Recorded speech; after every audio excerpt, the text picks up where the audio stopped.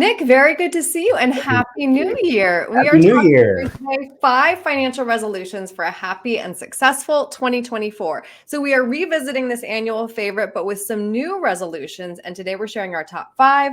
Number 1 on your list is meet your match, or as my dad says, don't leave free money on the table. So when you say that, it kind of reminded me like an eHarmony ad. But maybe, meet your match, but not that kind of match, No, not obviously, that is what match. you're talking Although about. that one too would be a good one. Yeah, I mean, hey, so in these days, you think about how times have changed. Way back when you didn't have eHarmony, how'd you meet people, right? These days you can find people on a phone, and it's just changed a lot, and so is retirement too. But again, we're not talking about that kind of match. We're talking about getting as much. If you think about a 401k match, Right. trying to get as much of you that you can out of that, like you said, free money. And a lot of people, they don't know what that means. They say, well, free money, that's not, it's that delayed gratification that it's free money that you'll eventually use at some point in the future when you retire. So if you put in $1 and your company is going to match you 50 cents on that dollar, that's like a 50% return. And then some people will say, well, yeah, but then the stock market might go down and then I'll lose money. Well, okay, let's say that your company gives you 50 cents on your dollar and now you're at $1.50. You just made a 50% profit. If the market went down 10%, you still only lost 15 cents. You're still got $1.35. So it's still a win. Right. So free money, you called it meet your match. That's, and if anybody wants to do that eHarmony thing for this year, and that's their resolution, great. But at least from a financial standpoint, make sure you're getting as much as you can out of that 401k by getting up to the match. Even eHarmony, Nick, you're kind of dating yourself. Nobody uses eHarmony anymore. What do they use now? I think it's Hinge and Bumble and stuff, right? Oh, well, I don't know. I'm a happily married woman, Nick. Don't ask me. Gray hair's coming in, so yeah, I am dating myself. All right, resolution number 2, we have contribute more to retirement. So as a percentage, a 20%, 10 to 20% should be saved. And savings doesn't mean just putting that into like an IRA or whatever. That's definitely part of it. But that could go towards paying off debt, building an emergency account. Maybe you have a car fund and you're trying to build up some money for that. Maybe it's a house fund and you're trying to build up some money for that. Maybe it's an HSA, a health savings account. So it's not, it goes beyond the 401k, the IRA, the health savings account. But it's also saving some of your money for that rainy day, the emergency accounts or whatever. And the rule goes to pay yourself first. How do I save? Well, you save it before you ever see it.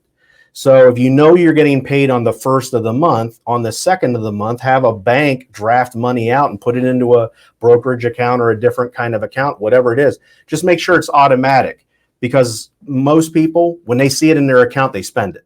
Right. And so cut that off at the pass, save it before you actually get your chance to spend it. Right. I know you have an order of operations though when it comes to saving, and if I remember right, it's meet your match, and then is it Roth, and then anything left over, like that bucket strategy you have? So I call it like the waterfall, right? Yeah. We call it the debt waterfall. So obviously the very first thing is it doesn't make sense to save money if you're in debt.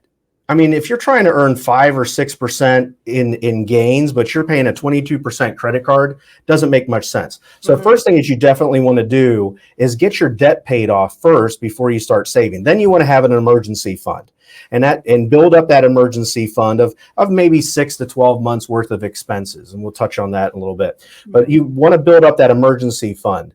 And then once you have that, then what I do is I say, meet your match that 401k. If you can save even more, so let's just imagine a waterfall. If you built up that 401k and you've already matched that out and maxed it out up to the match, then save in a Roth. And let me go back to that 401k, because you might want to check on saving money in your 401k and make sure it's the Roth side of the 401k. That's becoming very popular now, where you can start saving money in the Roth of your 401k.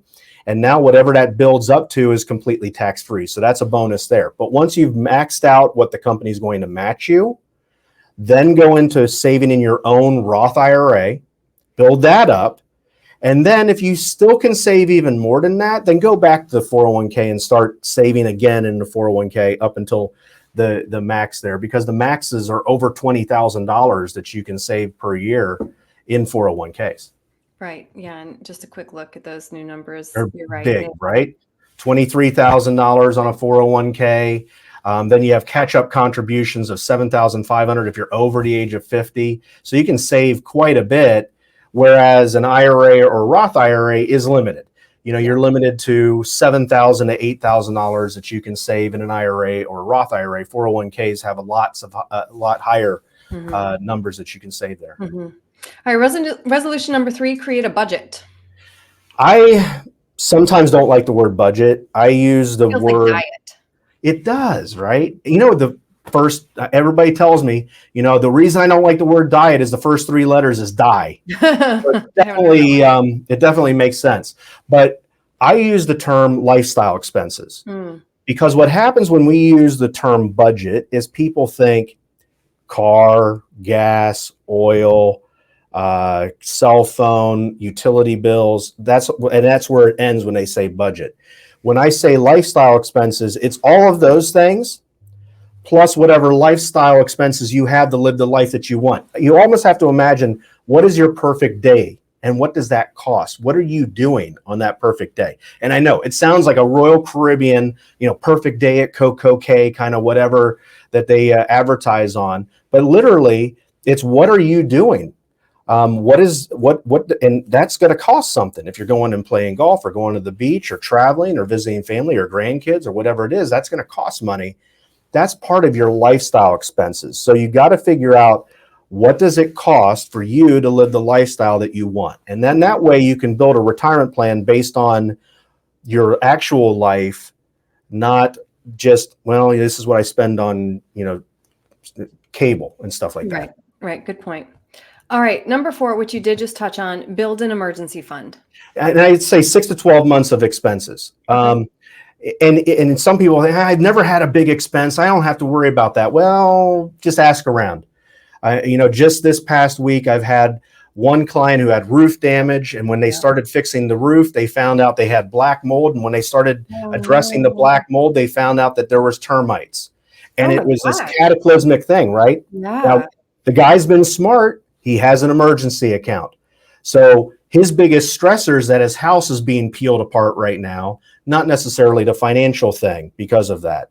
But I also have other people that don't have emergency accounts. And now insurance in Florida has gone up. Medical expenses have gone up. Homeowners association costs are through the roof. And so now all of a sudden there's these new added expenses that are coming out that are costing more. And if you don't have an emergency account to handle some of those, plus if a car breaks down and other things, you're going to be in a world of hurt. So, but remember, an emergency fund is just that. It's like a cash account, a cash equivalence. What it is not is shares of stock. You don't want to say, yeah, my Apple stock, that's my emergency account. Well, what happens when you need it and Apple stock is down? Then you're having to sell at losses to cough up money to be able to pay for things. And that's not what an emergency fund is. Right, exactly. And resolution number 5, insure yourself. The emergency fund is a great first step, but insuring yourself means that you're taking care of yourself and your family in case the worst happens. Imagine that you have a house in an area of town that's not the best. And you have all these challenges around you. Well, then you'd want to build a fence. And if you think about retirement, look at retirement as almost the same thing. You've built up this money in your house, and there's all sorts of things that are coming after it. And you've got to try and put a fence around this house to protect what's inside that house. Because if something happens to you and you lose a Social Security income or a pension income or whatever, your family is going to need to have to cover those expenses. And what ends up happening is most people, as they age, the one thing they get rid of the first is life insurance. They're like, oh, well, I only needed life insurance when I was raising the kids. I don't need it anymore. Well, let me tell you, when you're 30 years old and you buy life insurance, if the statistics show that you were going to live to 80, that was 50 years of life that you were going to have for that expense. But why is it when you're 70 years old, and if you're going to live to 80, that's 10 years away, you get rid of the thing that you're probably likely going to use. And so A life insurance can pass on tax-free death benefit, which is why the Rockefellers, the Kennedys, they've all passed on wealth using life insurance because it's tax-free and it can pass on and help protect the family. And Uncle Sam cannot get his grubby hands in there to peel money apart because it's a tax-free death benefit. Right. So if anything, the one piece of advice you should do is try and figure out how to keep your life insurance as you age instead of getting rid of it. One of the big myths out there is cash in your life insurance. You don't need it. Take that money and buy stock with it. That's kind of risky in my mind. You know, and I think you've hit the nail on the head, Nick, because all of these resolutions come down to peace of mind, right? Taking care of yourself, taking care of your family. So if somebody would like your help, with their own resolutions, or if they want you to hold them accountable, what's the best way to reach you? So I think first thing is go to our website, group10financial.com. Now, when you go to our website, there's lots of content on there. Digest the content, study up, go to our YouTube channel. Go to youtube.com and type in Group 10 Financial. There's a plethora of information. And once you have an understanding of what you're needing help with, that's where we come in. We can be like a chief financial officer of sorts, helping you spearhead the effort and making sure there aren't any red flags. And of course, you can always give us a call here at the office at 844 Group 10.